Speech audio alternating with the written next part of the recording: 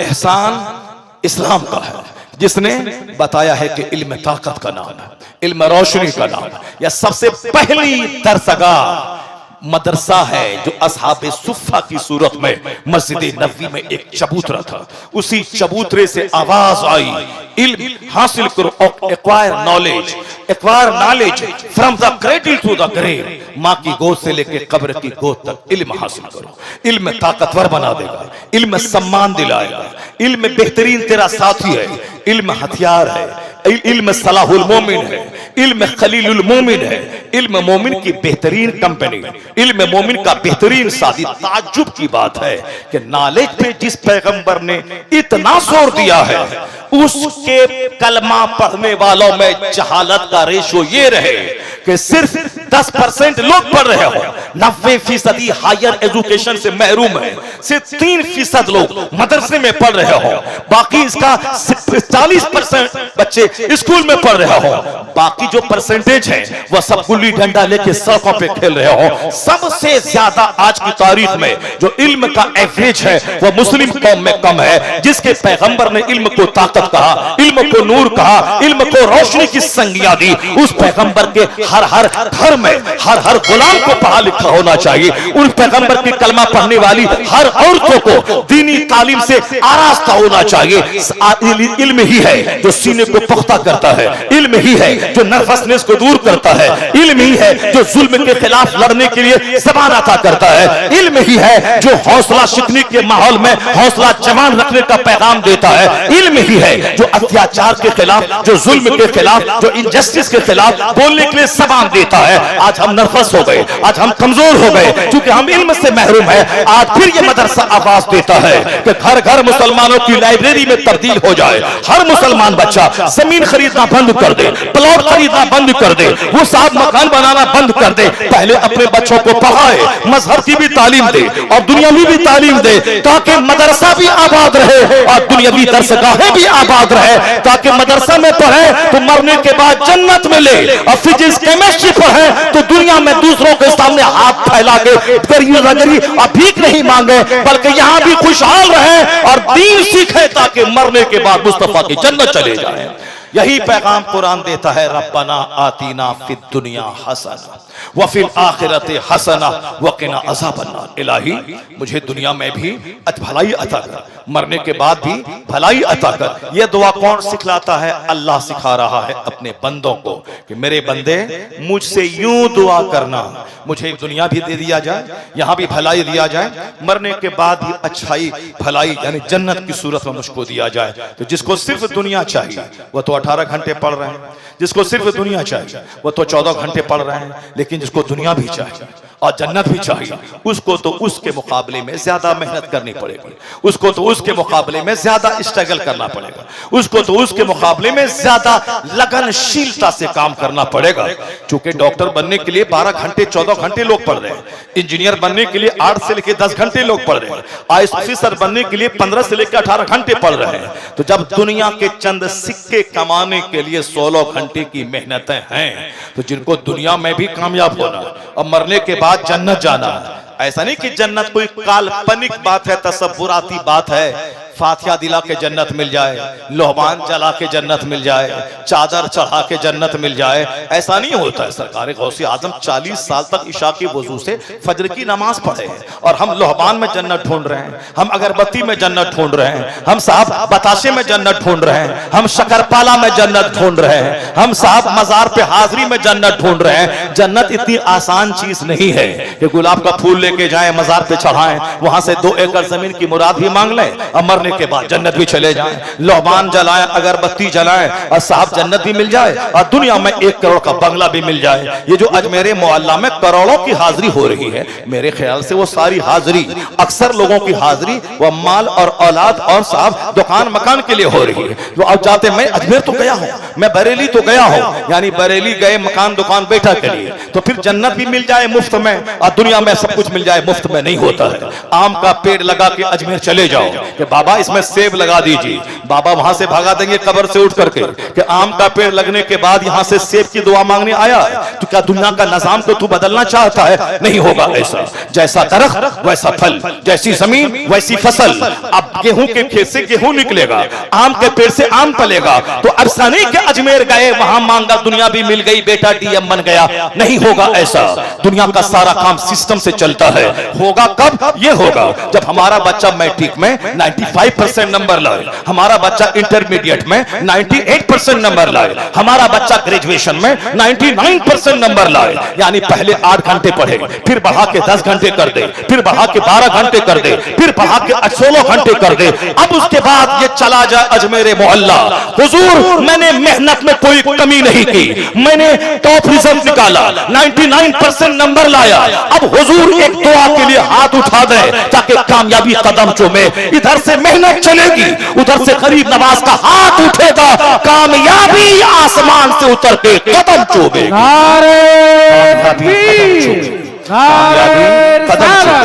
कामयाबी कदम चूमेगी। ये दुनिया के हर फील्ड में ही सिस्टम है। जब खेत गए बगैर रोजी नहीं मिलती, जब दुकान गए बगैर पैसा मेरे घर में चल के नहीं आता, जब बगैर स्कूल गए डिग्री नहीं मिलती, नौकरी नहीं मिलती।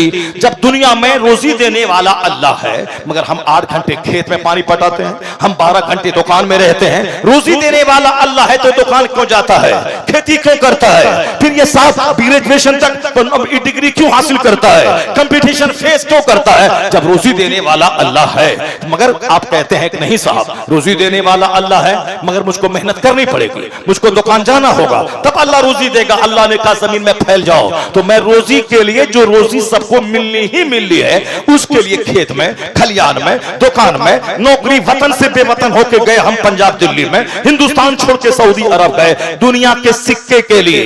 दुकान जाना है, रोजी नहीं मिलेगी, खेत जाना है, रोजी नहीं मिलेगी। तो बस यही समझ ले कि रोजी देने वाला अल्लाह है, मगर खेत जाना होगा, ऑफिस जाना होगा, स्कूल जाना होगा, कल्याण में काम करना होगा। तो बगैर खेत गए रोजी नहीं मिलती है, तो बगैर मस्जिद गए भी जन्नत नहीं मिलती है, बगैर नमाज के जन्नत नहीं मिलती है, बगैर रोजे के जन्नत नहीं मिलती है, बगैर हज और ज़कात के जन्नत नहीं मिलती है। रोजी देने वाला अल्लाह है, मगर मेहनत करने के लिए खेत जाना होगा। बख्शने वाला अल्लाह है, मगर जन्नत के लिए मस्जिद जाना होगा। नारे तकबीर, नारे रिसालत, मसलके आला हजरत, मदरसा अहले सुन्नत जामिया नुमानिया चरकपत्तर। सुभान अल्लाह, सुभान अल्लाह, अल्हम्दुलिल्लाह। तो फिर है, मैं उसको निकालता हूँ अभी, मगर थोड़ी सी तकरीर हो जाए और सुन जाए, उसके बाद फिर मैं वो चिट्ठी निकालता हूँ। दरूद पाक पढ़ें, अल्लाहुम्मा सल्ली अला सय्यदना व मौलाना मुहम्मद मअदनिल जूद वल करम व आलिहि बारिक व सल्लिम सलातन व सलामन अलैका या रसूल अल्लाह। अब आप मेरी तकरीर सुन रहे हैं, आप 1 घंटे से जायद हो गए। मैंने अपनी तकरीर अभी स्टार्ट नहीं की है, क्योंकि मेरा जो टॉपिक है वह तहकीकी टॉपिक, जो मेरा एक रिसर्च का टॉपिक है, उसको जरा गौर से सुनिएगा। बगैर सुने हुए जाइएगा नहीं, जाएंगे दुनिया आप लोग बगैर सुने हुए। हाथ उठा के बार जोर से बोले ला इलाहा इल्लल्लाह मुहम्मदुर रसूलुल्लाह सल्लल्लाहु अलैहि वसल्लम। आपने वादा कर लिया है, एक बंदा भी नहीं जाएगा, जबकि मैं 2.5 घंटे बोल के आया। अभी 2 घंटा मेरा होने वाला है, मैं 2.5 घंटे यहाँ भी बोलूंगा इंशाअल्लाहुल करीम। आज 5 घंटे का रिकॉर्ड बनेगा, 2.5 घंटे दिन में, 2.5 घंटे रात में। तो अब बस सिर्फ आपकी तवज्जो चाहिए, वरना हमको शौक नहीं है तकरीर करने का। इतनी तकरीरें हो गई हैं कि अब तकरीर का शौक नहीं रह गया है। इसलिए जुमा के दिन कभी मैं आधा घंटा बोलता हूँ, कभी 10 मिनट बोलता हूँ। हमारे दोस्त कहते हैं मत बोलिए ज्यादा, सब हमारे घर वाले शमीम भाई भी कहते हैं कि मत बोलिए ज्यादा, सब बोलते हैं, मगर हमको कहते हैं कि नहीं भाई, हम 2 घंटा बोलेंगे। अगर 2 बंदा अगर नेक बन गया तो मेरा पसीना बहाना वसूल हो गया। हम ये चाहते हैं कि शुरू के हिस्से में जो जिसके दिल में बात नहीं उतरी, मुमकिन है कि 2 घंटे के बाद जो जुमला निकल रहा है, ये जुमला उसके दिल को बदल दे, उसके दिल को चेंज कर दे। इसीलिए ट्रेन छूटे, प्लेन छूटे, बात मेरी मुकम्मल होनी चाहिए। एक बंदा राह रास्ते पे आ गया, सोच सीधी हो गई, मेहनत वसूल हो गई। अल्लाह तबारक व तआला हमें हक बोलने, आपको हक सुनने की तौफीक अता फरमाए। ये जॉन डेविनपोर्ट ने क्यों बोला कि मदरसा साइंसदानों को जन्म दिया है। क्यों बोला? बस 2-3 बातें मैं आप तक पहुंचाता हूं। किस कदर हालात दुनिया में बन रहे हैं, किस तरह आज कुरान पाक पढ़ने का मजाज दुनिया में फैल रहा है। जरा गौर से सुनिए, एक बिल्कुल सिंपल और सरल वाली बात। कलमा पढ़ने वाले रोजाना बढ़ रहे हैं, पहले ही आपको मालूम ना हो। वो सोशल मीडिया पे हंगामा है, यहाँ मुसलमान को मारा, वहां मुसलमान को पीटा, ऐसा हुआ, वो सब फेक, सब झूठ है। वो अगर कहीं सच है भी तो आजमाइश है। और सच्ची बात यही है कि दुनिया में इस्लाम ने कोहराम बपा कर दिया है। जैसे जैसे इल्म बढ़ रहा है, जहालत घट रही है, इस्लाम की तरफ पढ़े लिखे लोग ज्यादा लालायित होके ललचाई निगाहों से देखकर कलमा पढ़कर मोमिन हो रहे हैं। जरा गौर से सुनिए, एक बात पहले भी सुने होंगे, अगर नहीं सुने होंगे तो और सुनिए, जरा गौर से सुनिए। थाईलैंड की राजधानी बैंकॉक में एक यूनिवर्सिटी है। उस यूनिवर्सिटी के प्रोफेसर, डिपार्टमेंट ऑफ एनाटॉमी के एक बड़े प्रोफेसर है, उसका नाम है मेगाटेक तेजासेन। उन्होंने बहुत गहरा रिसर्च, बहुत गहरी तहकीक की कि दुनिया भर में अलग अलग टॉपिक पे सारे लोग काम कर रहे हैं, मुझे भी उस टॉपिक को टच करना है जिस पर लोगों ने काम नहीं किया है। हर साइंसदानों का एक मजाज होता है, अजूबा काम करना, नया काम करना, जिसको सब लोग नहीं कर रहे हैं उस फील्ड में काम करना। यह हमारे जैसे मौलवियों का मजाज है। एक मदरसा चल रहा है अहले सुन्नत जामिया नौमानिया, तो 10 किलोमीटर नहीं बल्कि 10 कदम दूरी पे एक दूसरा मदरसा कायम कर देना, जामिया सुबहानिया। अब जामिया सुबहानिया, अब वहां से 10 कदम की दूरी पर जामिया रजविया कायम कर देना। चूंकि इनके पास कोई बड़ा प्रोजेक्ट, बड़ा प्लान नहीं है, यह समझता है कि मेरा मुस्तकबिल अंधेरे में है, यही मदरसा तो एक सहारा है, मदरसा कायम करें, रसीद उठाएं, 10 लोगों के पास जाएं, जलसा भी करवाएं, 2-4 बच्चों को पढ़ाएं। अजूबा काम करने का मजाज ये नहीं रखते। जो काम कोई नहीं कर रहा हो वह काम मैं करूं। इस्लाम की तबलीग का मरकज सिर्फ मदरसा ही नहीं है।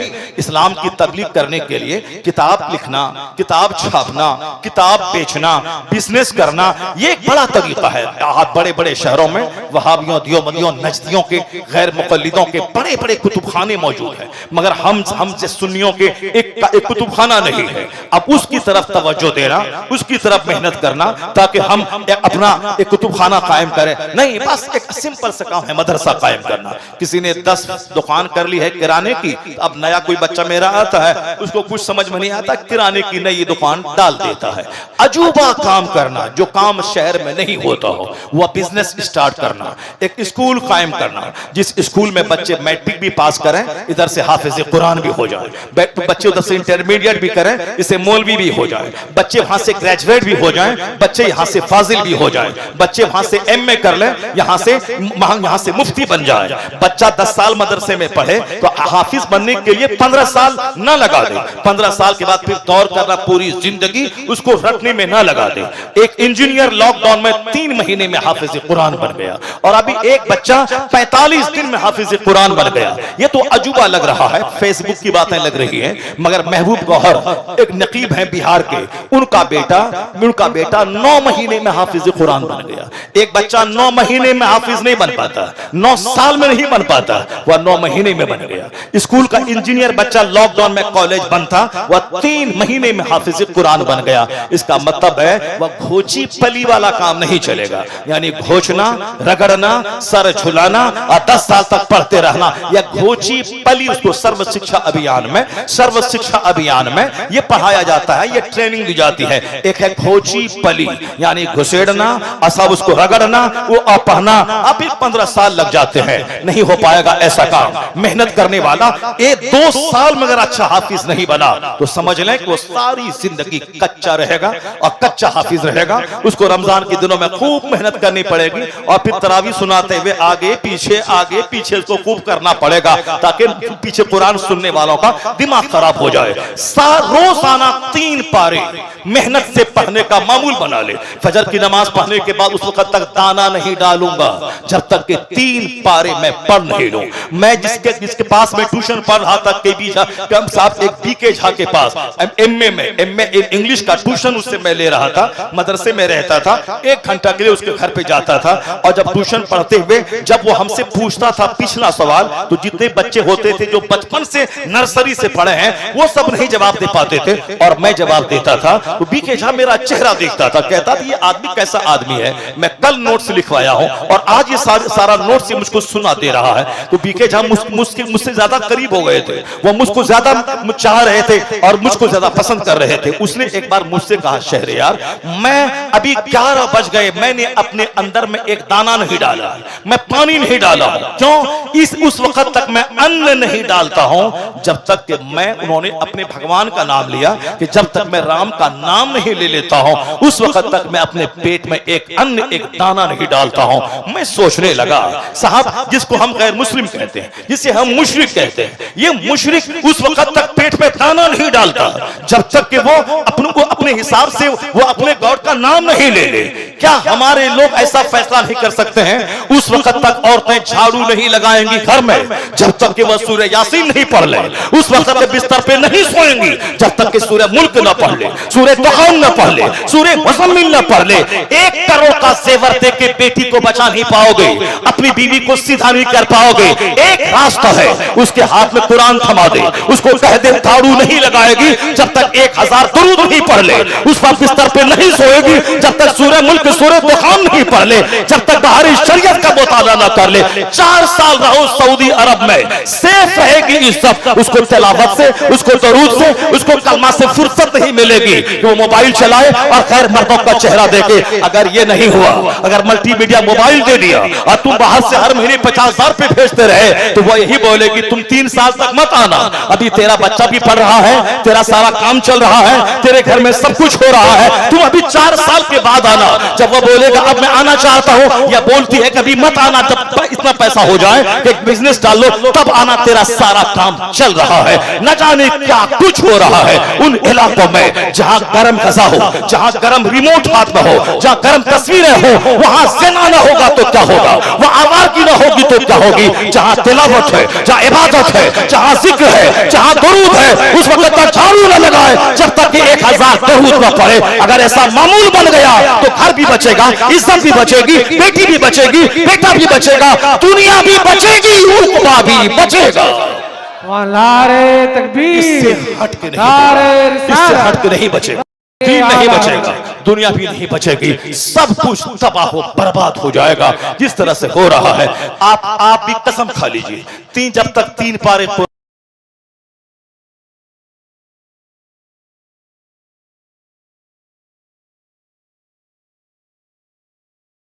नहीं करना पड़ेगा, गोची पली नहीं करनी पड़ेगी। आराम से रोजा रखिए, आराम से सहरी खाइए, आराम से इफ्तार कीजिए, आज सब ढंग से मेहराब पे जाके कुरान सुनाइए, सारे मुक्तदी सुनने के बाद मस्त हो जाएंगे।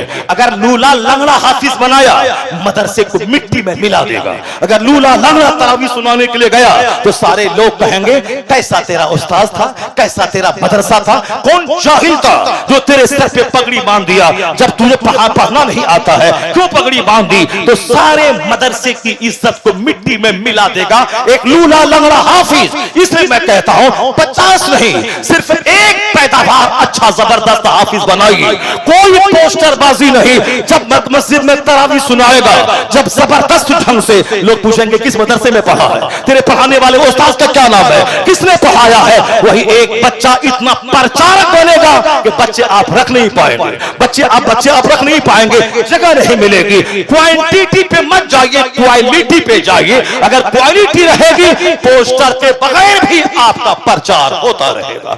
यहां तो सिर्फ दूसरों की आंखों में धूल झोंकने के लिए तरह तरह की बातें हो रही हैं। अब जरा गौर से सुनिए एक बात, उसके बाद फिर अगर आपकी तवज्जो रहेगी तो दूसरी बात, और तवज्जो रहेगी तो तीसरी बात, नहीं तो फिर मैं अपना बयान खत्म कर दूंगा। पहली बात तो सुन लीजिए कि क्यों और कैसे दुनिया में इस्लाम फैल रहा है, साइंटिस्ट इस्लाम कबूल कर रहे हैं। आखिर उसकी वजह तो कोई होगी, ऐसे ही बात कर देने से तो नहीं चलेगा, बात से तो बात बनती है। जरा गौर से सुनिए। डॉक्टर मेगाटे तेजासन ने कहा सारे लोग अलग अलग टॉपिक पे काम कर चुके हैं, एक टॉपिक पे काम नहीं हुआ। जो तिश्ना है टॉपिक, उसको टच किया उन्होंने। यानी आज तक स्टोमक पे काम हुआ है, इंटेस्टाइन पे काम हुआ है, हार्ट पे काम हुआ है, लंग्स पे काम हुआ है, ब्रेन पे काम हुआ है, आईज पे काम हुआ है, और साहब टंग पे काम हुआ है, थ्रोट पे काम हुआ है, सब पे काम हुआ है। लेकिन एक मैटर है जिस पे आज तक काम नहीं हुआ है। वो मैटर कौन सा है? वो उन्होंने क्या कहा मेगाटे टेजासिन ने? उन्होंने ये कहा कि एक शोबा है, यानी आदमी के बदन में जो दर्द का एहसास, जो दर्द की फीलिंग होती है, वो फीलिंग हड्डी में होती है या चमड़े में होती है। इस पर आज तक किसी ने तवज्जो नहीं दी है। मैं इस टॉपिक पे काम करूंगा, मैं इस टॉपिक पे काम करूंगा। चुनांचे उन्होंने इस टॉपिक को उठा, जो बहुत टफ टॉपिक है, मगर साइंसदान तो बिल्कुल सख्त मिट्टी को ही खोदते हैं, वहां से पानी निकालते हैं। हल्का काम तो सब लोग कर लेता है, हल्का काम का मतलब नाथखानी तो सब लोग कर लेते हैं, मगर किताब लिखने वाला काम सब नहीं कर सकता है। ये वही करेगा जो खूब मेहनती होगा। दूसरों की लिखी हुई नात पढ़ना ये तो सब पढ़ लेगा, लेकिन खुद से नात लिखना ये मुश्किल काम है। मुश्किल काम कम लोग करते हैं, आसान काम सब लोग करते हैं। आसान काम है मदरसे से निकल के मौजिन बन जाना, आसान काम है ट्यूशन पढ़ाना, आसान काम है मदरसे से निकल करके साहब दूसरे के घर में जाके फातिहा पढ़ना। आजकल फातिहा पढ़ने वालों, कुरान खानी करने वालों की भी एक टीम शहरों में कायम हो गई है। अब बाज़ाब्ता बोर्ड लगा हुआ है कि कुरान खानी के लिए यहाँ राब्ता कायम कीजिए और घर की बंदिश के लिए यहाँ राब्ता कायम कीजिए। यानी आसान वाला काम, आसान वाला काम अब तो मदरसे के बच्चे लोग लेते नहीं है, क्योंकि अब वहां टीम तैयार हो गई है। अब वो टीम जो है, अब टीम कुरान खानी वाली टीम, जिक्र वाली टीम, मिलाद पढ़ने वाली टीम। अब मौलाना साहब को कौन पूछेगा? वहां तो एक टीम है मिलाद पढ़ने वाली।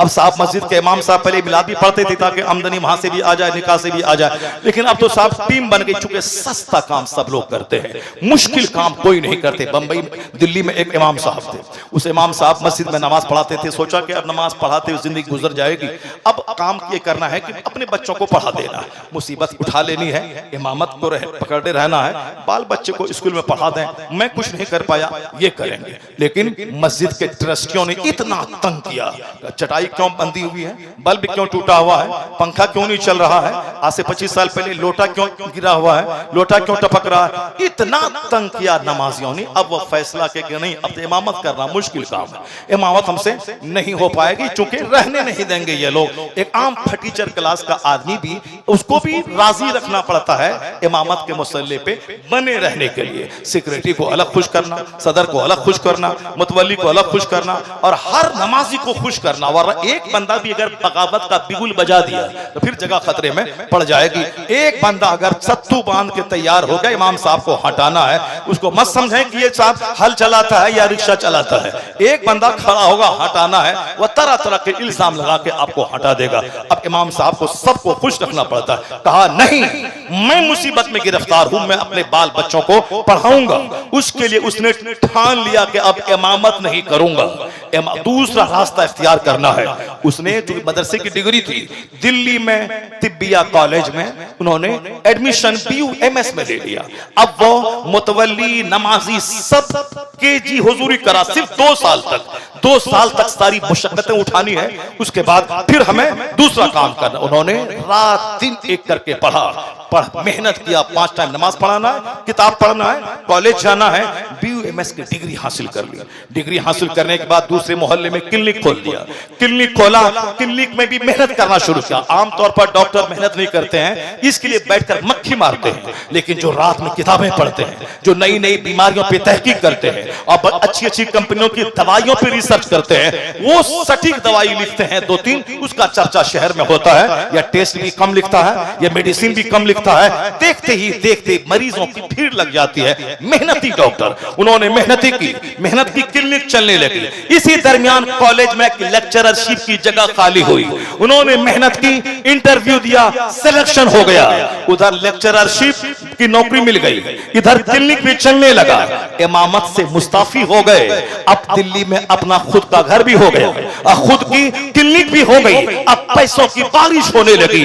अगर वह सिर्फ फजर पढ़ा के सो जाता, दोपहर नमाज पढ़ा के सो जाता, कहता इसी में हम रह जाएं, इसके आगे मेहनत नहीं करे, वह सारी जिंदगी वह दूसरों का मोहताज रहते, दूसरों के सामने हाथ फैलाते। लेकिन मेहनत की, मुशक्कत की, तो डॉक्टर भी बन गए, लेक्चरर बन गए, और साहब क्या है कि क्लिनिक चलने लगी, पैसों की बारिश होने लगी। दुनिया का सारा सिस्टम है कि हल्का काम नहीं, बड़ा बनना हो तो मुश्किल काम करना पड़ेगा, मुश्किल जमीन खोदनी पड़ेगी, तब वहां से फसलें निकालनी होगी। जो मुश्किल काम करता है वही कामयाब होता है, वह दुनिया को अजूबा चीज दे पाता है। स्ट्रगल, जद्दोजहद, मुश्किल काम करना चाहिए ताकि बड़ा आदमी दुनिया का वो बन सके। मुश्किल काम के बगैर नहीं होगा। डॉक्टर मेगाटेट तेजस्वी उन्होंने मेहनत की कि मैं इस बात पे रिसर्च करूंगा कि दर्द का एहसास चमड़े में होता है या हड्डी में होता है या गोश्त में होता है, मैं इस पर तहकीक करूंगा। उन्होंने दिमाग जलाया, उन्होंने रिसर्च किया, किताबें पढ़ी, किताबें लिखी, आखिर में एक फार्मूला दिया कि फीलिंग ऑफ पेन, दर्द का एहसास चमड़े में होता है, चमड़े में, गोश्त में नहीं, हड्डी में नहीं। उसके उन्होंने तजर्बात बयान किए। दर्द का फीलिंग ऑफ पेन स्किन में होता है, चमड़े में होता है। जब उन्होंने किताब लिखी और सारी दुनिया में किताब फैली, लोगों ने दांत देना शुरू किया, कहा कि जो काम आज तक किसी ने नहीं किया है वो काम आपने किया है। इसी दौरान सऊदी अरब की राजधानी रियाद में कुरान और साइंस के टॉपिक पे एक सेमिनार हुआ। उस सेमिनार में मेगाटेक यासिन को दावत दी गई। वो उस सेमिनार में गए, उन्होंने अपना आर्टिकल और मकाला लिख के ले गए। उस मकाले में अपनी नई तहकीक को पेश किया, सारी दुनिया ने उसको दाद दिया, उसके काम को सराहा।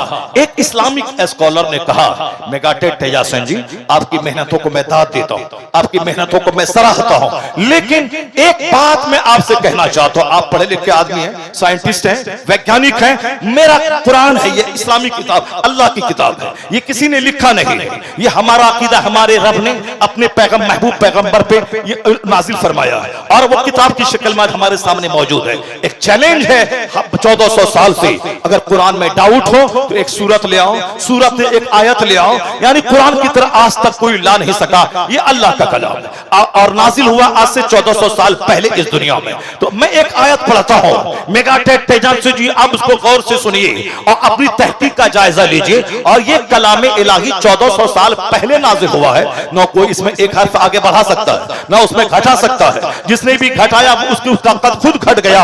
ये कुरान एक मौजिज़ा है, अल्लाह का कलाम है, एक हर्फ न आगे न पीछे हो सकता है। तो मैं एक आयत पढ़ता हूं, उस आयत को गौर से सुनिए। कुरान शरीफ में अल्लाह एक जगह फरमाता है, वल्लज़ीना कफरू बिआयातिना सौफा नुस्लिहिम नारा कुल्लमा नदिजत जुलूदुहुम बदलनाहुम जुलूदन गैरहा लियज़ूकुल अज़ाब। वो क्या कहते हैं कि इस आयत करीमा में अल्लाह ने ये फरमाया, जिन लोगों ने मेरी आयतों को मानने से इनकार किया, हम उन्हें जलाएंगे कयामत के दिन जहन्नम की आग में, हम उसे जलाएंगे जिसने मेरी आयतों को मानने से इनकार किया। जब आग में लोग चलेंगे, कुल्लमा नदिजत जुलूदुहुम बदलनाहुम जुलूदन गैरहा, अल्लाह कहता है जब जहन्नम की आग में खाल काफिरों की गल जाएगी, मुनकिरों की गल जाएगी, उसकी जगह हम दूसरी खाल पैदा कर देंगे। जरा गौर से सुनिएगा, क्या कहा? उसकी जगह दूसरी खाल पैदा कर देंगे, लियज़ूकुल अज़ाब, ताकि वह दर्द का मजा चखे, ताकि वह अज़ाब का मजा चखे। क्या मतलब? दर्द को का मजा चखाने के लिए हड्डी बदलने की बात नहीं की गई है, गोश्त बदलने की बात नहीं की गई है, इसमें चमड़ा बदलने की बात की गई है। बदलनाहुम जुलूदन गैरहा, ताकि उस वह खाल जब गल जाएगी उसकी जगह दूसरी खाल में पैदा कर दूंगा ताकि वह दर्द का मजा चखे। मेगाटेक तेजस्वी जी हैरान हो गए। I am first man of the world, मैं दुनिया का पहला आदमी हूं जिसने यह तहकीक किया है कि दर्द का एहसास चमड़े में होता है। मगर यही बात अगर कुरान में 1400 साल पहले मौजूद है तो फिर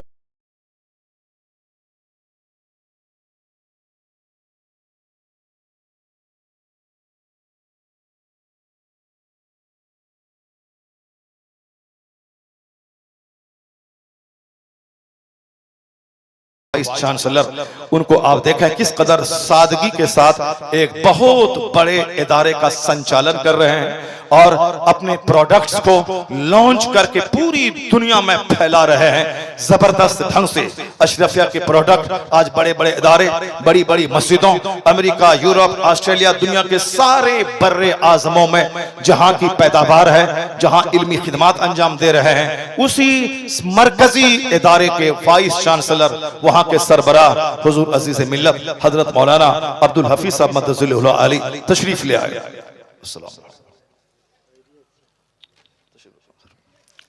देखा किस कदर सादगी के साथ एक बहुत बड़ा काम किया इनके वालिद गिरामी हुजूर हाफिज मिल्लत ने। बिल्कुल ही मेहनत और लगनशीलता के साथ एक जबरदस्त इदारे को उन्होंने मकतब को मदरसे की शक्ल दी, मदरसे को दारुल उलूम की शक्ल दी, दारुल उलूम को अरबी यूनिवर्सिटी की शक्ल देकर तमाम सुन्नियों पे एक बड़ा एहसान किया है, एहसान किया है। वहां के प्रोडक्ट अभी मौलाना शाहिद मिसबाही, बैठ जाए सारे लोग, मौलाना शाहिद मिसबाही उसी अशरफा का प्रोडक्ट अभी हमारे बिहार के समस्तीपुर में आईएएस ऑफिसर बनकर मदरसे का नाम ऊंचा कर रहे हैं। इसका मतलब है कि मैंने आपसे कहा कि इसी मदरसे का प्रोडक्ट, मदरसे का की पैदावार अगर वो सिर्फ मस्जिद में रह के उसी पे संतुष्ट हो जाते, कमाते खाते, उसी में सारी जिंदगी मोहताजी की जिंदगी गुजारते, लेकिन उन्होंने एक बड़ा प्लान बनाया। उस प्लान के तहत मेहनतें की तो डॉक्टर हो गए, डॉक्टर हो गए, अब इज्जत की रोजी कमा रहे हैं, साथ अपना घर, अपनी क्लिनिक हो गई, अपने बाल बच्चों को पढ़ा रहे हैं। मेहनत शर्त है, प्लान बड़ा रखेगा। जो प्लान बड़ा रखता है, जो अपना इरादा बड़ा रखता है, अल्लाह ताला गैब से उसकी मदद करता है। सारे लोग बैठ जाएं, बैठ जाएं, मेरी तकरीर अब मुकम्मल होने वाली, सी बहाने आप लोग जाएं मत। अभी गुफ्तगू जो मैंने टॉपिक टच किया था, उस टॉपिक पे मैंने गुफ्तगू अभी तमाहको शुरू पे सिर्फ पहला पॉइंट में अब तक मैं दे रहा हूं। पहले उस टॉपिक का जो मेरी गुफ्तगू का उन्वान था, उसका मैं पहला चैप्टर में खोल रहा हूं। उसके बाद मैंने कहा था अगर आपको यह चैप्टर पसंद आ गया फिर मैं दूसरा चैप्टर खोलूंगा, अगर वो पसंद आ गया तीसरा चैप्टर खोलूंगा। मगर मुमकिन है कि शायद आप बहुत देर से गुफ्तगू सुनते सुनते शायद आप थक चुके हैं, इसलिए मैं अपना चैप्टर समेटता हूं। समेटने के बाद मैं फिर यहां से ले जाता हूं। कल इंशाअल्लाह करीम किशनगंज के आगे एक पांजी पड़ा इलाका है, मैं अपना चैप्टर वहां जाके खोलूंगा। मैं अपनी एनर्जी क्यों लॉस करूंगा? जब मैं एनर्जी लॉस कर रहा हूं, अगर आप गौर से सुन रहे हैं तो फिर मुझको भी लगता है थकावट का एहसास खत्म होता जा रहा है। अब मैं पहले 1.5 घंटे तक मैं बैठ के बोला हूं, अब मैं खड़ा हो गया हूं, खड़े खड़े मैं 1 घंटा बोलना चाह रहा हूं और आप बोलने नहीं दे रहे हैं। आप सब लोग भाग रहे हैं, जितने लोग खड़े हैं वो सबके सब बैठ जाएं, सबके सब सारे लोग बैठ जाएं। इस चैप्टर को पूरा होने दीजिए, उसके बाद फिर मैं दूसरा चैप्टर खोलूंगा जब तक आपका इशारा नहीं होगा। यह चैप्टर पहले मुकम्मल तो होने दीजिए। मेगाटेट तेजासन, head of the department of anatomy Bangkok, यानी थाईलैंड की राजधानी बैंकॉक का एनाटॉमी डिपार्टमेंट के हेड, जिन्होंने पहली बार दुनिया के सामने अपनी जदीद तहकीक को रखा कि फीलिंग ऑफ पेन, दर्द का एहसास जिल्द में होता है। जब उसको सऊदी अरब की राजधानी रियाद के सेमिनार में जब कुरान पाक की आयत सुनाई गई कि जिसमें आप 10 साल तक दिमाग चलाकर जो रिसर्च आपने किया है वो बात फसाहत के साथ कुरान करीम में मौजूद है। अल्लाह फरमाता है जिसने हमारी आयतों को मानने से इनकार किया हम उसे जहन्नम की आग में जलाएंगे। कुल्लमा नदीजत जुलूदुहुम, जब उसका चमड़ा गल जाएगा, बदलनाहुम जुलूदन गैरहा, उसकी जगह हम नई खाल पैदा कर देंगे। लियाज़ूकुल अज़ाब, ताकि वो अज़ाब का मजा चखे। तो दर्द का मजा चखाने के लिए हड्डी और गोश्त नहीं, जिल्द और चमड़ा बदलने की बात की। यही तहकीक 10 साल दिमाग चलाकर मेगाटेट तेजासन जी ने किया है। तो जब उसने सुना, वह चूंकि उसका ज़मीर जिंदा था, वह मुहक्किक था, वह जिद्दी नहीं था, वह जज्बाती नहीं था, वह अंधभक्त नहीं था, आंख बंद करके काम करने वाला नहीं था। क्योंकि जो मुहक्किक होता है नजर उसके आगे पीछे सब पर होती है, वह बोलता कम है, वह सुनता ज्यादा है, वह गौर व फिक्र ज्यादा करता है। मेगाटेट तेजासन दुनिया को जो सबसे पहला फार्मूला दिया दर्द की फीलिंग का के चमड़े में, यह बात वजाहत से जब कुरान करीम में उसने सुनी, कुरान करीम की आयतों में, मेगाटेट तेजासन जी ने कहा I am first man of the world, मैं दुनिया का पहला आदमी हूं जिसने दुनिया को बताया है कि दर्द का एहसास चमड़े में होता है। लेकिन अगर यही बात कुरान में 1400 साल पहले से मौजूद है, जिस जमाने में न विज्ञान का इल्म दुनिया को था, न इसके बारे में किसी को पता था, यह इस बात की दलील है यह आदमी का कलाम नहीं हो सकता है, यह आदमी के खालिक का कलाम है, यह रहमान का कलाम है, यह मालिक का कलाम है। तो मेगाटेट तेजासन जी बोला सारी दुनिया गवाह रहे कि जब सच्चाई जाहिर हो गई है तो मेगाटेट उस सच्चाई को कबूल करता है और कलमा पढ़कर मोहम्मद अरबी का गुलाम होता है। कलमा पढ़कर मोहम्मद अरबी का गुलाम होता है। Who says Islam is in danger. कौन कहता है कि इस्लाम खतरे में है? मैं बदअमल हूं, मैं खतरे में हूं। मैं नमाज नहीं पढ़ता हूं, मैं खतरे में हूं। मैं रोजा नहीं रखता हूं, मैं खतरे में हूं। मैं शादी बियाह अकीका खतना सब काफिराना ढंग से करता हूं, मैं खतरे में हूं। मेरी सोच दुनियादाराना हो गई, मैं खतरे में हूं। इस्लाम खतरे में नहीं है, ना इस्लाम खतरे में था, ना आज है, ना कयामत तक रहेगा। पहला वो दिन 4 लोगों ने कलमा पढ़ा था, दुश्मनों ने कहा इस्लाम मिटा देंगे, 4000 लोगों ने कलमा पढ़ लिया। फिर लोगों ने कहा इस्लाम मिटा देंगे, 4 लाख लोगों ने कलमा पढ़ लिया। फिर लोगों ने कहा इस्लाम मिटा देंगे, 4 करोड़ लोगों ने कलमा पढ़ा। यह 1500 साल के दरमियान आज 200 करोड़ मुसलमान है, जिसके नाम के साथ लफ्ज़ मोहम्मद जुड़ा हुआ है। मोहम्मद अहमद, मोहम्मद कमर, मोहम्मद समर, या 200 करोड़ मोहम्मदी फौज इस बात की दलील है कि पहला दिन 4 लोगों ने कलमा पढ़ा, आज 200 करोड़ के साथ लफ्ज़ मोहम्मद जुड़ा हुआ है। यह इस बात की दलील है कि दुश्मनी बढ़ती जाएगी, मोहम्मदियों की तादाद में इजाफा होता चला जाएगा। है नूरे खुदा कुफ्र की हरकत पे खंदासन, फूंकों से चराग बुझाया ना जाएगा। दुनिया में इल्म बढ़ रहा है, तहकीक बढ़ रही है। ये सोशल मीडिया पे नाचने गाने वालों से इस्लाम का दायरा महदूद नहीं होगा। मुझे तो और बहुत सारी बातें सुनाने वाला था, मगर चूंकि बातें आप पर बोझ बन गई हैं शायद, इसलिए अब मैं अपना चैप्टर में समेटता हूं। अब इस मदरसे ने ठान लिया है कि फिर दोबारा उसी तारीख को जिंदा करना है। मदरसे में सिर्फ मौजिन और इमाम की पैदावार नहीं होगी, बल्कि मदरसे में अब यहां से वही दौर को लाया जाएगा जहां कंप्यूटर इंजीनियर पैदा होगा। मदरसे में अंग्रेजी जबान का फॉर्मूला जो हुजूर हाफिज मिल्लत ने आज से 70 साल पहले दिया था, और वह फॉर्मूला कारगर भी रहा। उसी अशरफिया के प्रोडक्ट मौलाना शाहिद मिसबाही अंग्रेजी में जबरदस्त किताबें लिखते हैं, जबरदस्त खिताब करते हैं, और उसी मदरसे के बेशुमार प्रोडक्ट लॉस एंजलिस में, कैलिफोर्निया में, वाशिंगटन डीसी में, न्यूयॉर्क में, हिंदुस्तान में जितने बड़े बड़े मदारिस हैं उसके मुंतजिम, उसके मोहतमिम, उसके बड़े मुदर्रिस की सूरत में उसी अलजामतुल अशरिफा के प्रोडक्ट सारी दुनिया में फैलकर मसलक आला हजरत की खिदमत कर रहे हैं। यानी हमारे लोग अरबी भी बोलें, अंग्रेजी भी बोलें, हिंदी भी बोलें। उसी हाफिज मिल्लत की तालीमात से इंप्रेस्ड होकर मैंने अंग्रेजी में एमए किया, और साहब दाढ़ी के साथ किया, शिरवानी के साथ किया।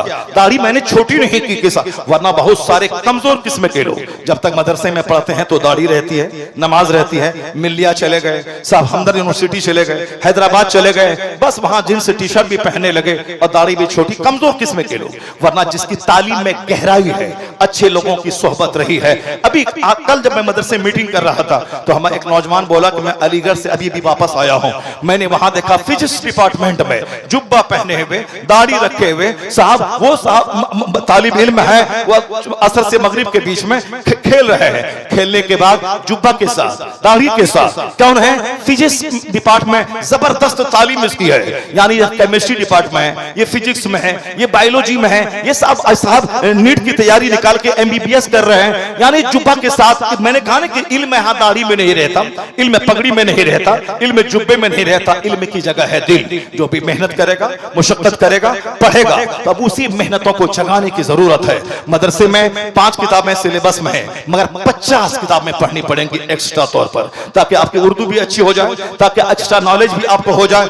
जब स्कूल के बच्चे 20 किताब पढ़ सकते हैं, वह जीके पढ़ सकते हैं, जीएस पढ़ सकते हैं, हिस्ट्री पढ़ सकते हैं, सिविक्स पढ़ सकते हैं, ज्योग्राफी पढ़ सकते हैं, तो फिर आप एक किताब को क्यों रट रहे हैं यार? तो आप कुरान पाक भी हिफ्ज कीजिए, आप अंग्रेजी भी पढ़िए, हिंदी भी पढ़िए, संस्कृत भी पढ़िए, फारसी भी पढ़िए, खारजी तौर पर इस्लामी तारीख का मुताला कीजिए, फिक्र का मुताला कीजिए। यानी इस तरह उसके लिए आपको उस्ताद लाना होगा, उसके लिए टीचर लाना होगा, अच्छी बिल्डिंग देनी होगी, अच्छा गार्डन देना होगा, अच्छा पार्क देना होगा, ताकि अच्छे माहौल में बच्चे रहे। जब एक बाप यह सोचेगा कि मैं बच्चे को इंजीनियर बनाऊं या आलिम दीन बनाऊं, तो एक तरफ है साहब भूचीपली वाला मसला, एक कमरे में 25 बच्चे रह रहे हैं, अब वहां उसका इंतजाम नहीं है, बाथरूम में भीड़ लगी हुई है, खाने का मैनेज सही नहीं है, तो कभी भी एक अच्छा घराने का बच्चा उस मदरसे में नहीं पढ़ेगा। जब आपको अट्रैक्ट करना है, कशिश देनी है, तो आपको मदरसा को खूबसूरत बनाना होगा। होगा, बच्चों के लिए प्लेग्राउंड बनाना होगा, खेल खेल का मैदान देना होगा, बच्चों की रिहाइश के लिए स्कूल कॉलेज की तरह साफ कमरे देने होंगे, उसको लाइट का इंतजाम देना होगा, सामान रखने के लिए उसके साथ वार्डरोब का इंतजाम करना पड़ेगा। उसके लिए तो सरमाया चाहिए, उसके लिए तो पैसे चाहिए, अच्छे टीचर रखने होंगे। बच्चा है 200, टीचर आपके पास 5। ये बताएं कैसे आप अच्छी तालीम देंगे? बच्चा एक ही तरह के मदरसिन हैं, एक ही तरह की तालीम हो रही है, नहीं होगा। शानदार बिल्डिंग बनानी होगी। जब आपका बच्चा आप लेके जाएंगे, इधर स्कूल है, इधर मदरसा है, मदरसा स्कूल से बेहतर इमारत, स्कूल से बेहतर प्लेग्राउंड, स्कूल से बेहतर क्लीनलीनेस, स्कूल से बेहतर सफाई, स्कूल से बेहतर तालीम, स्कूल से ज्यादा सम्मान है। तो एक इंजीनियर बनाने वाला बाप देखेगा, यहां इमामत करेगा मेरा बेटा तो 30,000 रुपए तनख्वाह है, मदरसे में पढ़ाएगा तो साहब 30,000 रुपए इसकी तनख्वाह सैलरी है, और फिर दस्तबोसी अलग, कदमबोसी अलग, इज्जत अलग। जुमा के दिन एक इमाम जब अमामा बांधकर हाथ में असा लेकर मस्जिद में खिताब देता है, खिताब करता है, चाहे वह देहाती का बच्चा हो, इंजीनियर उसका हाथ चूमते हैं, अरबपति उसकी दस्तबोसी करते हैं। यहाँ इज्जत भी है, तनख्वाह भी है, और फिर साहब नमाज रोजे की पाबंदी भी है। वहां उस कॉलेज में आवारगी है, वहां दीनियात से दूरी है, पैसे तो हैं मगर वो इज्जत एक इंजीनियर का हाथ चूमते हुए कभी ना देखे होंगे, एक मिनिस्टर का हाथ चूमते हुए कभी ना देखे होंगे, एक जमींदार का हाथ कोई नहीं चूमता। गरीब घराने का बच्चा अगर आलिम बन जाता है तो अरबपति हाथ चूमते हैं, मिनिस्टर हाथ चूमते हैं। ये इज्जत कहीं नहीं मिलेगी जो इज्जत मदरसे के पैदावार प्रोडक्शन को मिलती है। तो अब एक बाप यही चाहेगा, यहां सरमाल भी है, यहां दुनिया भी है, यहां आखिरत भी है। तो इसलिए बच्चों को इंजीनियर बाद में बनाने के बारे में सोचेंगे, पहले आलिमे रब्बानी बनाने के बारे में सोचेंगे। यहां दुनिया भी मिलेगी, उकबा भी मिलेगा, इज्जत भी मिलेगी, राहत भी मिलेगी। तो उस तरह से आपको लोगों के दिल में शौक जगाना होगा। शौक जगाने के लिए पुराने ट्रेडिशनल अंदाज पे नहीं, जबरदस्त बिल्डिंग देनी होगी। यहां शानदार मदरसा है, शानदार कैंपस है, यहां इनका प्लान बहुत बड़ा है।